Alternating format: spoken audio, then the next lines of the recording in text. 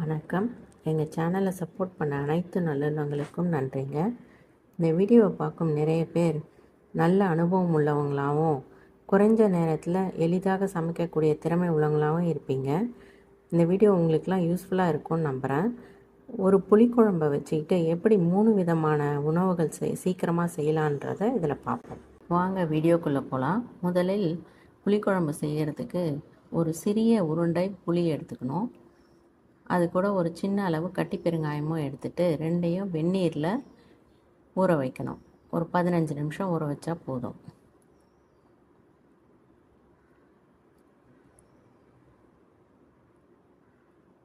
புளி ஊறினதும் அதை நல்லா கரைச்சி வடிகட்டி எடுத்துக்கலாம். இந்த புளி கரைச்சலில் 1/4 ஸ்பூன் சாம்பார் மிளகாய்த்தூள், 1/4 ஸ்பூன் மஞ்சத்தூள், தேவையான அளவு உப்பு, கொஞ்சம் பெருங்காயத்தண்ணி எல்லாத்தையும் விட்டுட்டு தாளிக்கிறதுக்கு எண்ணெயில் கடுகு, 1/4 ஸ்பூன் வெந்தயம், ஜீரகம், ஒரு 3 மிளகாய் கிள்ளி தாளித்து அது நல்லா வறுத்து செவந்து வரும்போது கருவேப்பிலை கொஞ்சம் போட்டு இந்த தாளித்ததை புளிக்குழம்புல கொட்டிடணும்.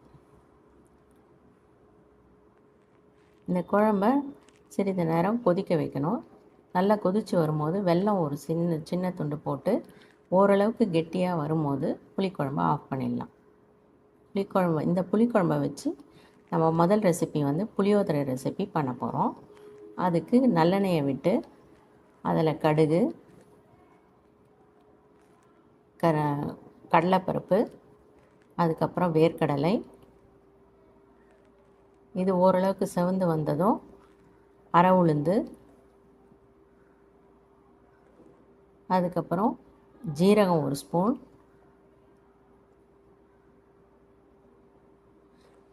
மிளகாய் தேவைப்பட்டால் 2 போட்டுக்கலாம், கருவேப்பிலை,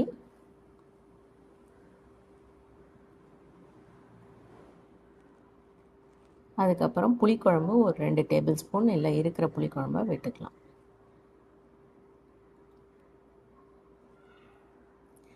புளிக்குழம்பு 5 நிமிஷத்துக்கெலாம் கெட்டி ஆகிடும். அதுக்கப்புறம் அதில் நான் இட்லி பொடி ரெசிபி போட்டிருக்கேன். அந்த இட்லி பொடியில் 1 ஸ்பூன் இல்லை உங்கள் கிட்டே இருக்க இட்லி பொடியும் போட்டுக்கலாம். இப்போ புளிக்காய்ச்சல் ரெடி. இதை வச்சு புளி சாதம் செஞ்சு டிஸ்ப்ளே பண்ணியிருக்கேன். அடுத்தது இந்த புளிக்குழம்பு அப்படியே பொங்கலுக்கு தொட்டுக்கிறதுக்காக யூஸ் பண்ணிக்கலாம். இது 2வது யூஸ். அடுத்தது இந்த புளிக்குழம்பை வச்சு சாம்பார் எப்படி பண்ணலான்றதை சீக்கிரமாக பண்ணுறதுக்கு பார்ப்போம். எண்ணெயில் கடுகு, வெந்தயம், ஜீரகம், கருவேப்பிலை எல்லாம் தாளிச்சிட்டு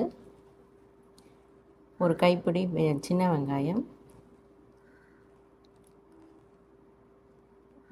வதங்கினதும் தக்காளி, ஒரு தக்காளி,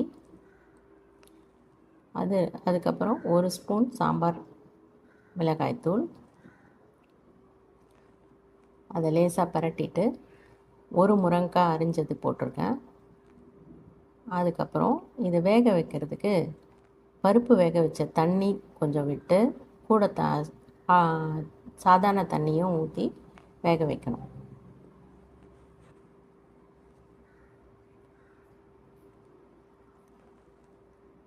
இதை ஒரு பாத்திரத்தில் மாற்றிக்கலாம்.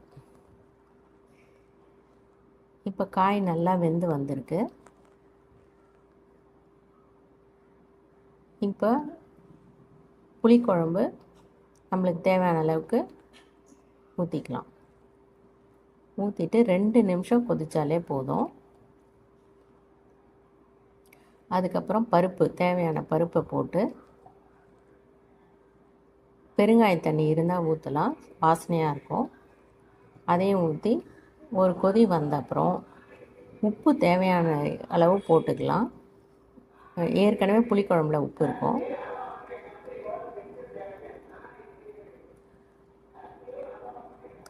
இப்போ சாம்பார் 5 நிமிஷத்தில் கொதிச்சிச்சு. அதில் கொத்தமல்லியை தூவி இறக்கிடலாம்.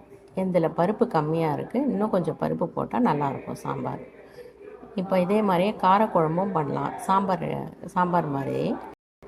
எங்கள் சேனலை மறக்காமல் சப்ஸ்கிரைப் பண்ணுங்கள், கமெண்ட் பண்ணுங்கள். நன்றி.